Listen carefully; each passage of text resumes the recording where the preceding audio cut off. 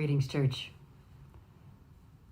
Typically on a Maundy Thursday, we would be gathered here in the meeting house as the First Baptist Church in America to remember the last Passover meal that Jesus shared together with his friends and disciples.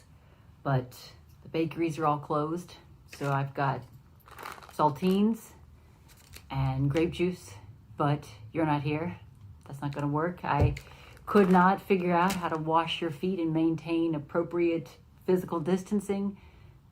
So this evening we are remembering the ways that we prepare. The ways that we prepare. This past Sunday we discussed how it is that we look for helpers and are helpers. And in this evening's passage, I want you to hear how Jesus points us towards who those helpers might be, what they might look like, and what kind of community we are to create. In Luke's Gospel, chapter 22, it talks about how Jesus was preparing to eat the Passover meal. And it says in verse 8 of chapter 22 that Jesus sent Peter and John with these instructions. Go and get the Passover meal ready for us to eat. Where do you want us to get it ready? They asked him. And he answered, as you go into the city, a man carrying a jar of water will meet you. Follow him into the house that he enters, and say to the owner of the house, the teacher says to you, where's the room where my disciples and I'll eat the Passover meal? And he'll show you a large furnished room upstairs where you'll get everything ready. They went off and found everything just as Jesus had told them, and they prepared the Passover meal.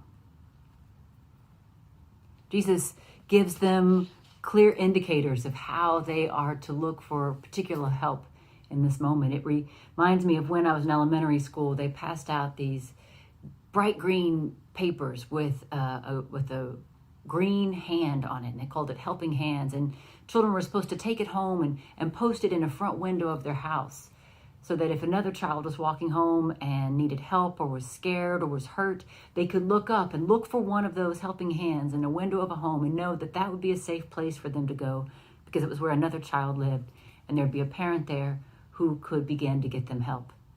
So Jesus points to his disciples where they can start looking for this helping hand. And my colleague, the Reverend David Weasley, has a beautiful interpretation of this passage, and I am deeply indebted to his reading of this text, where he points out that we've become kind of numb to this passage because we read it every year and it's so familiar.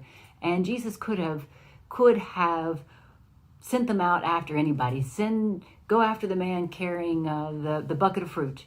Go after the man with the rooster. But no, he says, look for the man carrying water. And this would have been a radically subversive act in that time because carrying water was women's work. So to see a man carrying water would have been quite out of the ordinary. And Jesus does this intentionally. For him to say, follow this man, in those days would be the equivalent of him saying to us in our context, follow the man in the dress. So what are we to make of this? It's a reminder that in all times, people on the edges look out for each other. And chances are that wherever one person on the edge is safe, it might be safe for somebody else on the edge as well. And think about the people that Jesus gathered around him, this band of outcasts and rebels and people that didn't quite fit into polite society. Wherever they could be safe to eat together and wash each other's feet would be a safe place for a man carrying water to do so as well. Then as now, people who are outcasts for whatever reason tend to create room for others as well and begin to stretch the bounds of what it means to be enfolded into the center.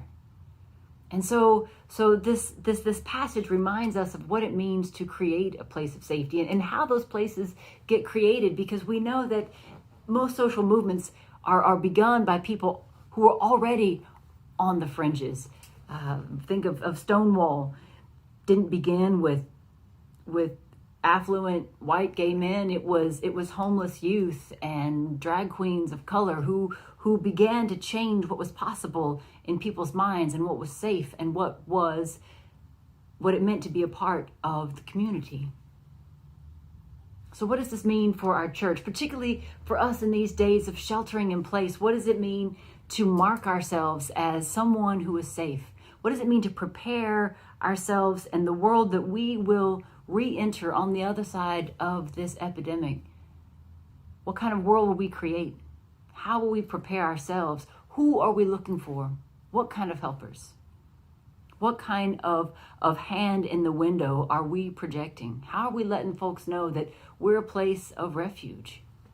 So we have in these days time to reflect on how we will not only look for those helpers, but be those helpers. Reverend Weasley goes further and says that this invitation just isn't about our social commitments or our churches, but as always, it's an invitation for our own hearts. As he points out that the man carrying the water isn't just somebody who's outside the bounds over there, but a part of me, a stranger at my own gate. And to acknowledge that man with his water is to acknowledge the parts of myself that I might be a bit uncomfortable with, the parts I might not want to acknowledge or listen to. And I think if we're honest with ourselves, we all have those places and parts of our being and our hearts, if we listen for it. Jesus says, follow the man carrying water. Pay attention to those who are the strangest among you, the part of yourself that you might want to ignore.